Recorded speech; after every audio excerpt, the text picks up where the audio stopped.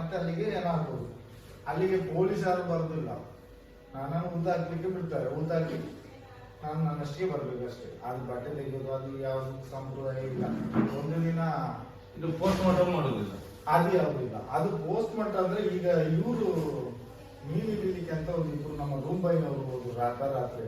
ಆಗ ಹೂವಪ್ಪ ಇದ್ರು, ಸೂಪ್ರೇಸರ್ ಅಂತ, ಹೂವಪ್ಪ ಅಂತ ಅವರು ಇರುವಾಗ ನೈಟ್ ಮೀನಿನ ಆಸೆಗೆ ಹೋದವರು ಇಬ್ರು ಸತ್ತು ನೀರಲ್ಲಿ ಸುತ್ಕೊಂಡು.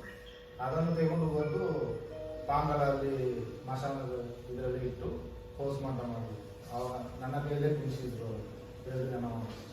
ಪೋಸ್ಟ್ ಮಾರ್ಟಮ್ ಬೇರೆ ಜನ ಇಲ್ಲ, ಅದೊಂದಕ್ಕೆ ಮಾತ್ರ ಬಂದಿದ್ದಾರೆ ಪೊಲೀಸ್ನವರು. ಕಾಂಪೌಂಡರ್ ಬಂದದ್ದು, ಡಾಕ್ಟರ್ ಬರಲಿಲ್ಲ. ಕಾಂಪೌಂಡರ್ ಡಾಕ್ಟರ್ ಬಂದಿಲ್ಲ. ಅದನ್ನು ಇದು ಮಾಡಿ ಅವರ ಏನವನ್ನ ಅವರ ಲೋಕಲ್ಲೇ ಕಲಿಸಿಕೊಟ್ರು. ಕಲಿಸಿಕೊಟ್ರು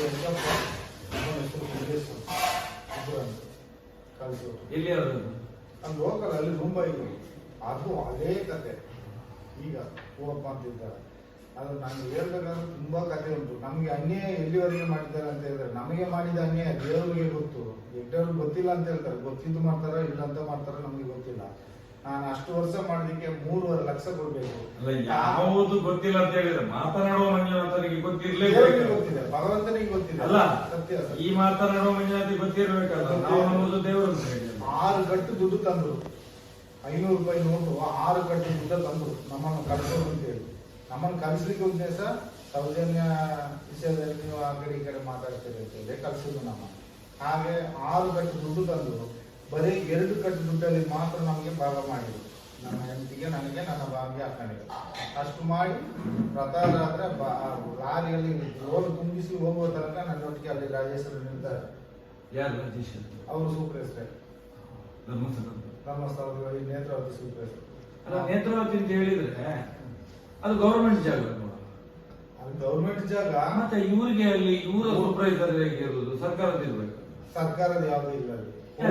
ನಾವು ಯಾರನ್ನು ಕಲ್ಲ ಅಂತ ಹೇಳ್ತೀವಿ, ಅವರನ್ನೇ ಪೊಲೀಸ್ ಹಿಡ್ಕೊಂಡು ಹೊಡಿಲಿಕ್ಕೆ ಎಲ್ಲದಿದೆ.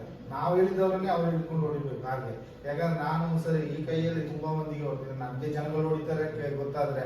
ಯಾಕಂದ್ರೆ ಇವರು ಹೇಳಿ ನಾನು ಹೊಡಿಯೋದು. ಡ್ಯಾಮ್ ಮೇಲೆ ಬರುವಾಗೆಲ್ಲ ತುಂಬಾ ಜನರು ರಕ್ತ ಬರುವಾಗೆಲ್ಲ ಹೊಡ್ತಿದ್ದೇವೆ. ಅದೆಲ್ಲ ಪೊಲೀಸ್ನವ್ರ ಕೆಲಸ. ನಮ್ಮನ್ನೆಲ್ಲ ಇಟ್ಕೊಂಡು ಹೊಡಿಸಿದ್ದಾರೆ. ಒಬ್ಬರಿಗೆ ಹೊಡೆದು ಮೂಕಲ್ಲೆಲ್ಲ ರಕ್ತ ಬಂದು ಭಯಂಕರ. ನಿನ್ನ ಅಪ್ಪಂತ ಡ್ಯಾಮ್ ಆಗಿ ಈಗೆಲ್ಲ ಅಬ್ರೋಜಸ್ ಮಾಡಿ ಎಲ್ಲ ಹೋಗಿ ತುಂಬಾ ಜನ ರಕ್ತ ಸುರಿಸಿ ಹೋಗಿದ್ದಾರೆ. ಏನಿಲ್ಲದಂತ ಅಯ್ಯಪ್ಪ ಸ್ವಾಮಿಗಳು ಊಟ ಮಾಡುವಾಗ ಒಂದು ಕಾರಿನ ಹೊಗೆ ಹೋಯ್ತು ಅಂತೇಳಿ ಅವ್ರು ಗಲಾಟೆ ಮಾಡಿದಕ್ಕೆ ಆಗ ಸುಂದರ ಗೌಡ ಇದ್ದಾರೆ.